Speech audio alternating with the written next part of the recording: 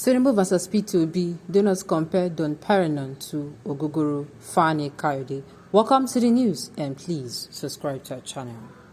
A former Minister of Aviation, Femi Fani Kayode, has stated that the presidential candidate of the Labour Party P2B cannot be compared to Bola Tinubu, the presidential flag bearer of the All Progressives Congress (APC). He stated that comparing both men is like comparing Don Pérignon to Ogogoro or Crystal Champagne to what the people of Niger Delta call Shekwe. News reports that Fani Kayode stated this in an article titled The Obedience, the Jagaban and the Icarus Syndrome. According to him, thus comparing the presidential candidate of the All Progressive Congress to the Labour Party are unserious. Fani Kayode claimed that P2B was still a trader selling tomato ketchup and Bonvita in 1999 when Tinubu paid his dues and was already running for governorship of Lagos State.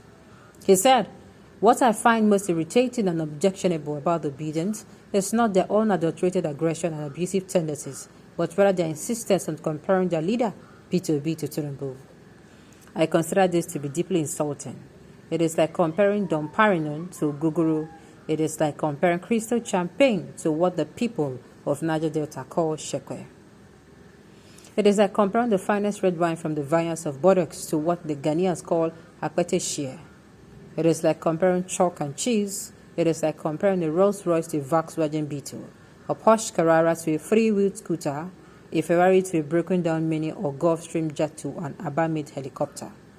When the bill was still in kindergarten, Bola Ahmed Tinubu was already a very wealthy and successful businessman who had worked and invested massively in the oil and gas, high-tech and communication sector.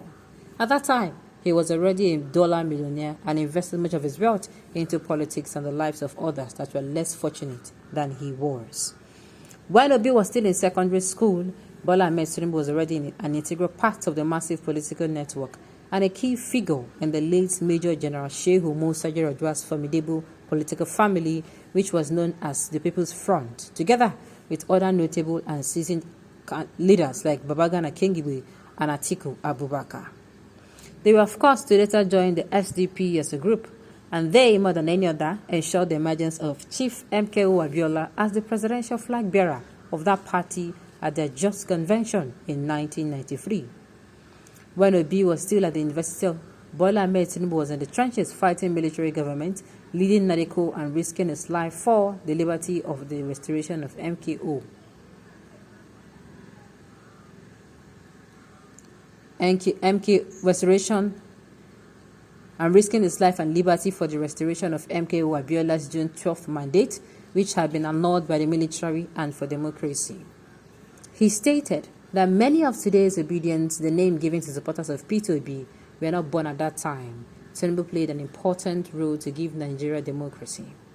The former minister said those of them around and very vocal and active in the time can testify to Tinubu's efforts. He stated that Bola Tinubu inspired him and millions of other Nigerians and Democrats all over the world and his courage and efforts. He stated that his Bola Tinubu inspired him and millions of other Nigerians and Democrats all over the world with his courage and efforts. Fani Kayode said, "Many of our people were killed, incarcerated, and driven into exile, including yours truly. And had it not been for the leadership of the following heroes, we would still be under the yoke of the military rule today.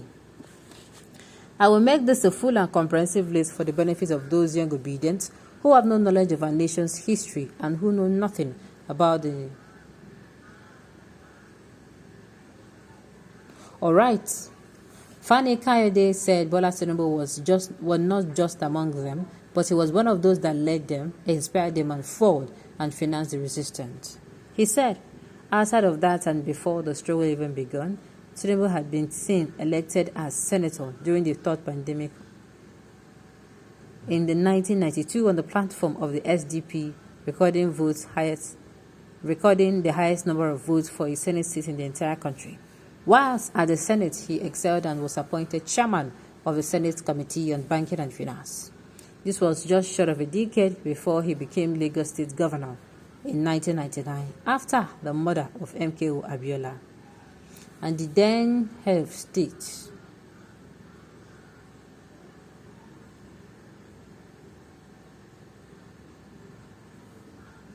All right. M. Abiola, the then head of state. Okay, this was just short of a decade before he became governor of Lagos State in 1999, after the murder of MK Abiola and the then head of state, General Sani Abacha, after returning from his home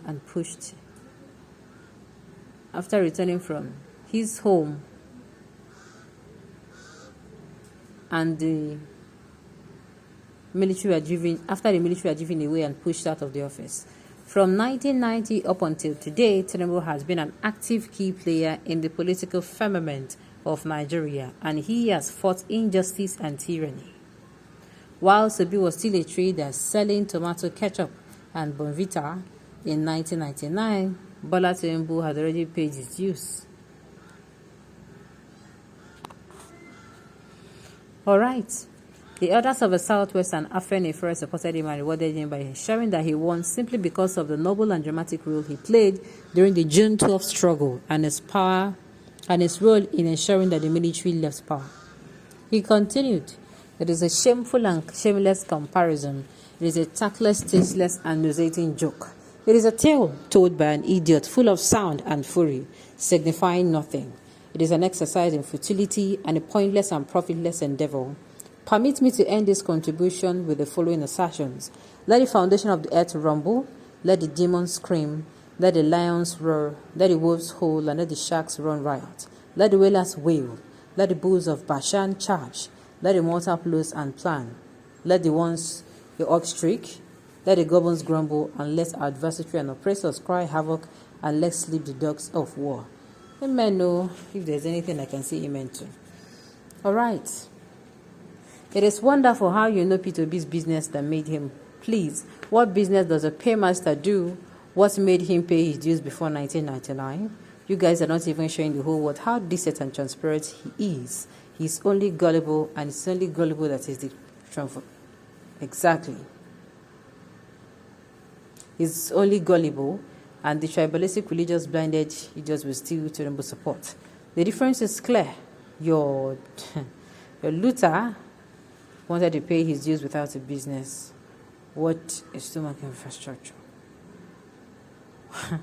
Well, at the end of the day, FFK said it is not right to compare P2B and his candidate. I beg making a novice. All I know is on election day, INEC is not going to be counting reactions. INEC is going to be counting actual votes. So make sure you are there to cast your vote. All right, on this note, we have come to the end of the news. We say thank you for tuning in to listen.